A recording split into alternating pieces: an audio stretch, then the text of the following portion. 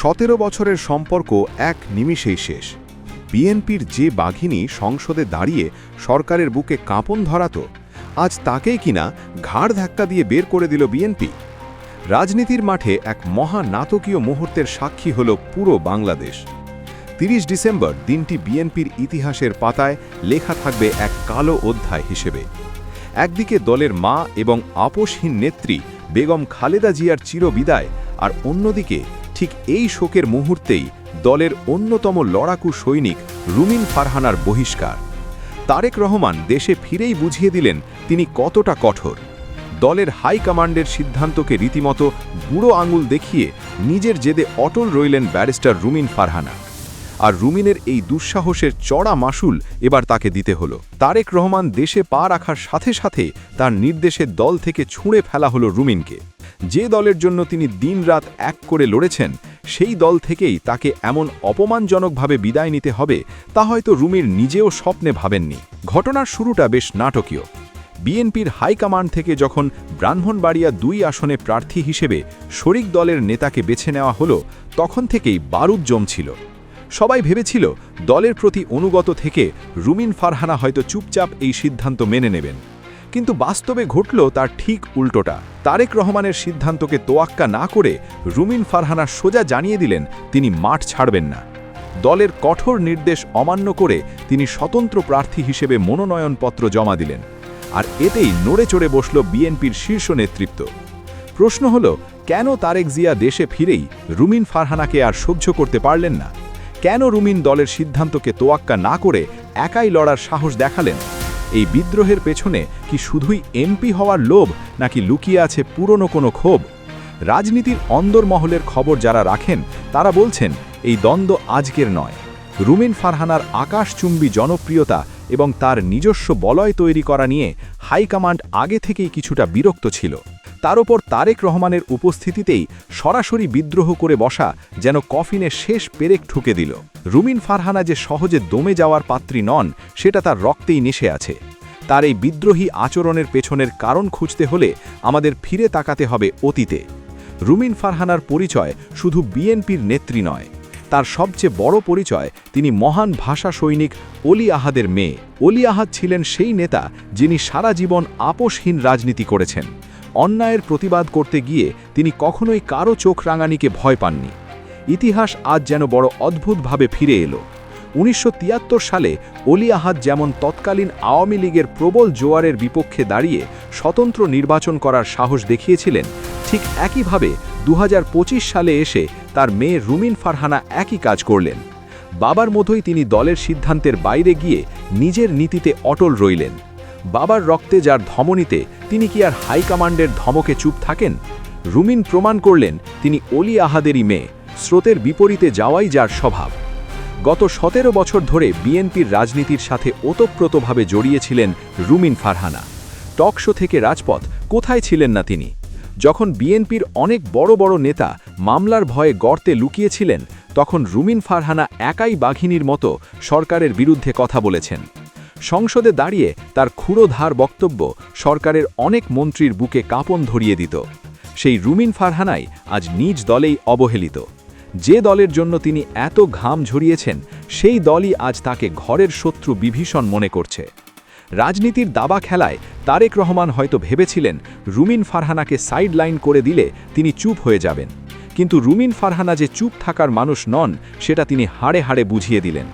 তারেক রহমানের কি রুমিনের এই আকাশচুম্বী জনপ্রিয়তা নিয়ে কোনো ভয় ছিল, নাকি রুমিন ফারহানা দলের চেয়েও বড় হয়ে উঠছিল যা মেনে নেওয়া সম্ভব হচ্ছিল না? এসব প্রশ্ন এখন ঘুরপাক খাচ্ছে রাজনৈতিক বিশ্লেষকদের মনে। এই পুরো ঘটনার কেন্দ্রবিন্দুতে রয়েছে ব্রাহ্মণবাড়িয়া 2 আসন। সরাইল ও আশুগঞ্জ উপজেলা নিয়ে গঠিত এই আসনটি বিএনপি তাদের জোটের শরিক দল জমিয়েতে উলামায়ে ইসলামের প্রার্থী মৌলানা জুনায়েদ আল হাবিবকে ছেড়ে দেয়। বিএনপির হাইকমান্ড ভেবেছিল জোটের স্বার্থে এই ত্যাগ স্বীকার করে নেবেন রুমিন, কিন্তু রুমিন এই সিদ্ধান্ত মেনে নেননি। তিনি পরিষ্কার ভাষায় জানিয়ে দিলেন আল্লাহর পরিকল্পনা মানুষের বোঝার বাইরে। রুমিন ফারহানা মনোনয়ন জমা দেওয়ার সময় সাংবাদিকদের সামনে যে কথাগুলো বলেছেন তা ছিল অত্যন্ত ইঙ্গিতপূর্ণ। তিনি বলেছেন, রাব্বুল আলামিনের কি অদ্ভুত পরিকল্পনা, 2026 সালে এসে ধানের শীষের জোয়ারের বিপক্ষে আমাকে স্বতন্ত্রভাবে লড়তে হচ্ছে। তার এই কথার মাধ্যমেই বোঝা যায় দলের এই সিদ্ধান্তে তিনি কতটা ব্যথিত এবং ক্ষুব্ধ। তিনি আরও বলেন, আল্লাহর পরিকল্পনা এবং তার বাস্তবায়নের প্রক্রিয়া মানুষের বোঝার বাইরে।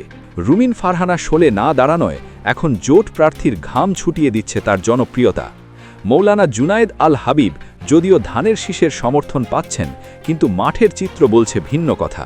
স্থানীয় জনগণ এবং বিএনপির তৃণমূল নেতাকর্মীদের একটা বড় অংশ রুমিন ফারহানার পক্ষে অবস্থান নিয়েছে।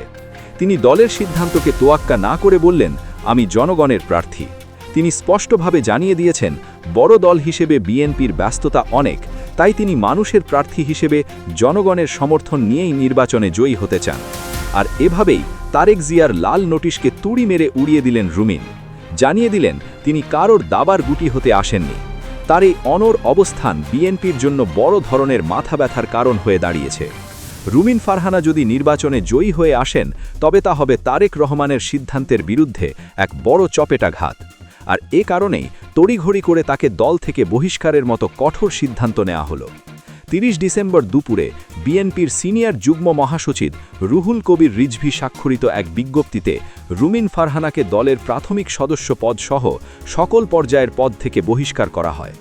বিজ্ঞপ্তিতে বলা হয়, দলীয় সিদ্ধান্ত অমান্য করে বিদ্রোহী প্রার্থী হওয়ায় তাকে বহিষ্কার করা হয়েছে। তার সাথে আরও কয়েকজন নেতাকেও একই অভিযোগে দল থেকে বের করে দেওয়া হয়েছে। কিন্তু প্রশ্ন হল, এই বহিষ্কার আদেশ কি রুমিন ফারহানাকে থামাতে পারবে? রুমিন ফারহানার বডি ল্যাঙ্গুয়েজ এবং কথাবার্তায় স্পষ্ট যে তিনি এই বহিষ্কার আদেশকে পাত্তা দিচ্ছেন না, বরং এখন তিনি আরও বেশি জেদ নিয়ে মাঠে নামবেন। স্বতন্ত্র প্রার্থী হিসেবে তার প্রতীক কী হবে তা নিয়ে এখনই আলোচনা শুরু হয়ে গেছে। কিন্তু প্রতীক যাই হোক, রুমিন ফারহানা যে একাই 100 তা তিনি বুঝিয়ে দিচ্ছেন। তিনি বলেছেন, 1973 সালে তার বাবা যেমন আওয়ামী লীগের জোয়ারের বিপক্ষে দাঁড়িয়েছিলেন, আজ সময়ের পরিক্রমায় তাকে ধানের শীষের জোয়ারের বিপক্ষে স্বতন্ত্রভাবে লড়তে হচ্ছে। এই লড়াইটা এখন আর শুধু এমপি হওয়ার লড়াই নয়, এটা এখন রুমিন ফারহানার অস্তিত্ব রক্ষার লড়াই।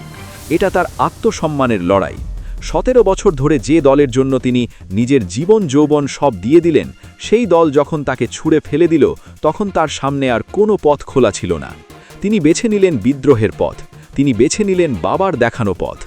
তারেক রহমানের কঠোর বার্তা, দলীয় শৃঙ্খলা ভঙ্গের দায়ে রুমিনকে আজীবনের জন্য বহিষ্কার করা হলো। এই বার্তা দিয়ে বিএনপি হয়তো তৃণমূল নেতাকর্মীদের ভয় দেখাতে চেয়েছে, কিন্তু রুমিন ফারহানার মতো হাই প্রোফাইল নেতাকে বহিষ্কার করে বিএনপি আসলে নিজেদের পায়েই কুড়াল মারল কিনা তা সময়ই বলে দেবে। কারণ রুমিন ফারহানা শুধু একজন নেতা নন, তিনি বিএনপির নারী সমর্থক এবং তরুণ প্রজন্মের কাছে এক আইকন। তার এই বহিষ্কার সাধারণ ভোটারদের মনে বিরূপ প্রভাব ফেলতে পারে। বিশ্লেষকরা বলছেন, এই বহিষ্কার রুমিনের জন্য শাপে বর হতে পারে। কারণ এখন তিনি আর দলীয় শৃঙ্খলার বেড়াজালে বন্দী নন, তিনি এখন স্বাধীনভাবে কথা বলতে পারবেন। দলের ভেতরের অনেক গুমর হয়তো এখন তিনি ফাঁস করে দিতে পারেন।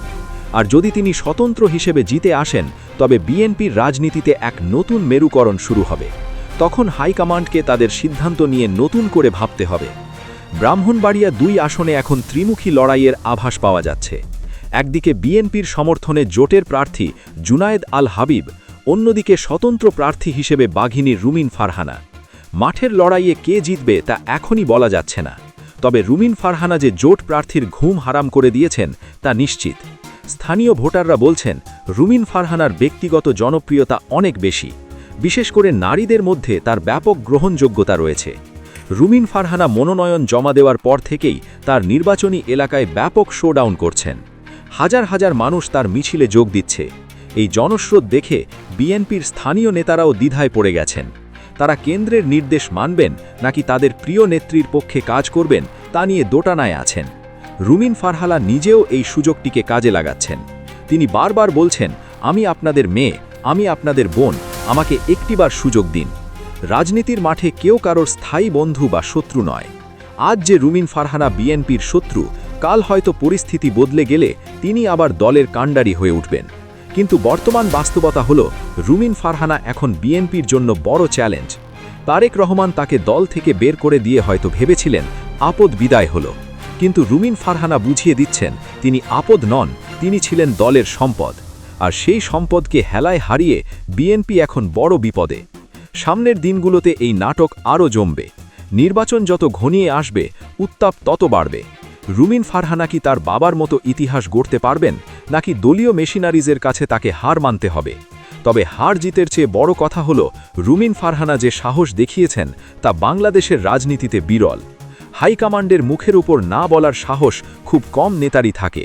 রুমিন ফারহানা সেই সাহস দেখিয়ে প্রমাণ করলেন তিনি লম্বা রেসের ঘোড়া।